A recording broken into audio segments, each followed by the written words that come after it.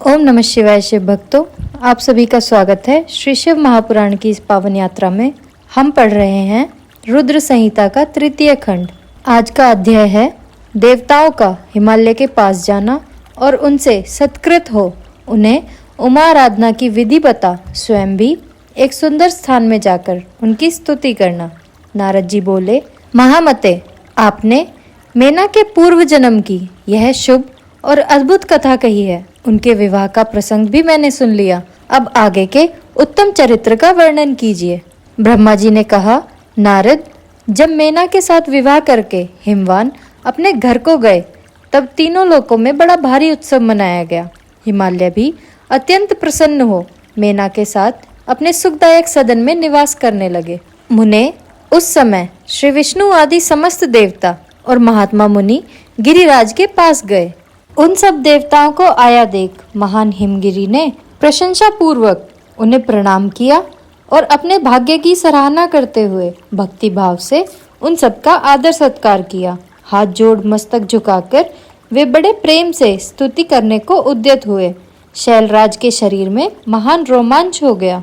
उनके नेत्रों से प्रेम के आंसू बहने लगे। मुने, हिमशैल ने प्रसन्न मन से अत्यंत प्रेम पूर्वक प्रणाम किया और विनीत भाव से खड़े हो श्री विष्णु आदि देवताओं से कहा, आज मेरा जन्म सफल हो गया। मेरी बड़ी भारी तपस्या सफल हुई। आज मेरा ज्ञान सफल हुआ और आज मेरी सारी क्रियाएं सफल हुई। आज मैं धन्य हुआ, मेरी सारी भूमि धन्य हुई, मेरा कुल धन्य हुआ, मेरी स्त्री और मेरा सब कुछ धन्य हो गया। इसमें संशय नहीं है, क्योंकि आप सब महान देवता एक साथ मिलकर एक ही समय यहाँ पधारे हैं। मुझे अपना सेवक समझकर प्रसन्नता पूर्वक उचित कार्य के लिए आज्ञा दें।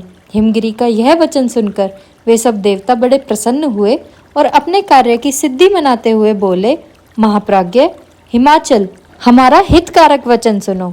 हम सब लोग जिस काम से यहाँ आए हैं उसे प्रसन्नता पूर्वक बता रहे हैं। गिरिराज, पहले जो जगदम्बा उमा दक्ष कन्या सती के रूप में प्रकट हुई थी और रुद्र पत्नी होकर सुदीर्घ काल तक इस भूतल पर क्रीड़ा करती रहीं, वे ही अंबिका सती अपने पिता से अनादर पाकर अपनी प्रतिज्ञा का स्मरण करके यज्ञ में शरीर त्याग करके अपने परम धाम को पधार गईं। हिमगिरी, वह कथा लोक में विख्यात है और तुम्हें भी विदित है। यदि वे सती पुनः तुम्हारे घर में प्रकट हो जाएं, तो सभी देवताओं का महान लाभ हो सकता है। ब्रह्मा जी कहते हैं, श्री विष्णु आदि देवताओं की यह बात सुनकर गिरिराज मन ही मन प्रसन्न हो आदर से झुक गए और बोले, प्रभु, ऐसा हो तो बड़े सौभाग्य की बात है। तदंतर वे देवता उन्हें बड़े आदर से उमा को प्रसन्न करने की विधि बताकर स्वयं सदाशिव पत्नी उमा की शरण में गए। एक सुंदर स्थान में स्थित हो समस्त देवताओं ने जगदम्बा का स्मरण किया और बारंबार प्रणाम करके वे वहां श्रद्धा पूर्वक उनकी स्तुति करने लगे। देवता बोले, शिवलोक में निवास करने वाली देवी उमे, जगदम्बे, प्रिये, दुर्गे, महेश्वरी, हम आपको प्रणाम करते हैं। आप पावन शांत स्वरूप श्री शक्ति हैं, परम पावन पुष्टि हैं, अव्यक्त प्रकृति और महत्त्व, ये आपके ही रूप हैं। हम भक्ति पूर्वक आपको नमस्कार करते हैं। आप कल्याणमयी शिवा हैं। आपके हाथ भी कल्याणकारी हैं। आप शुद्ध, स्थूल, सूक्ष्म और सबका परम आश्रय हैं। अंतर्विद्या और सुविद्या से अत्यंत प्रसन्न रहने वाली आप देवी को हम प्रणाम करते हैं। आप श्रद्धा हैं, आप धृति हैं, आप श्री हैं और आप ही सब में व्याप्त रहने वाली देवी हैं। आप ही सूर्य की किरणें हैं और आप ही अपने प्रपंच को प्रकाशित करने वाली हैं। ब्रह्मांड रूप शरीर में और जगत के जीवों में रहकर जो ब्रह्मा से लेकर तृण पर्यंत संपूर्ण जगत की पुष्टि करती हैं, उन आदि देवी को हम नमस्कार करते हैं। आप ही वेद माता गायत्री हैं। आप ही सावित्री और सरस्वती हैं। आप ही संपूर्ण जगत के लिए वार्ता नामक वृत्ति हैं और आप ही धर्म स्वरूपा वेदत्रयी हैं।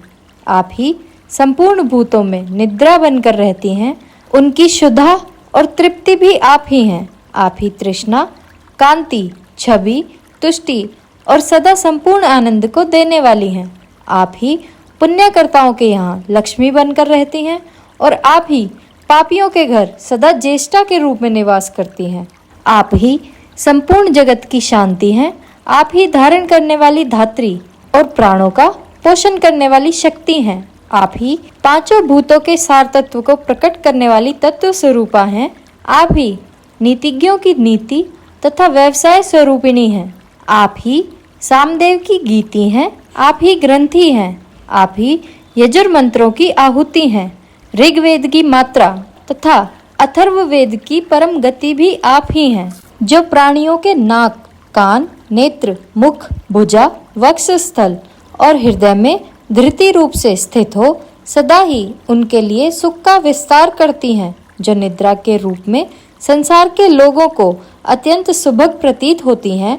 वे देवी उमा जगत की स्थिति एवं पालन के लिए हम सब पर प्रसन्न हो। इस प्रकार जगत जननी सती साध्वी महेश्वरी उमा की स्तुति करके अपने हृदय में विशुद्ध प्रेम लिए वे सब देवता उनके दर्शन की इच्छा से वहां खड़े हो गए। हमारा यह अध्याय यहीं समाप्त होता है। कल हम पढ़ेंगे उमा देवी का सभी देवताओं को दर्शन तथा अपने अवतार लेने का आश्वासन देना। आपको यह अध्याय कैसा लगा हमें कमेंट सेक्शन में ज़रूर बताएं। वीडियो को लाइक और चैनल को सब्सक्राइब करना ना भूलें। इससे हमें इस ज्ञान को दूसरों तक पहुंचाने में मदद मिलती है। हर हर महादेव।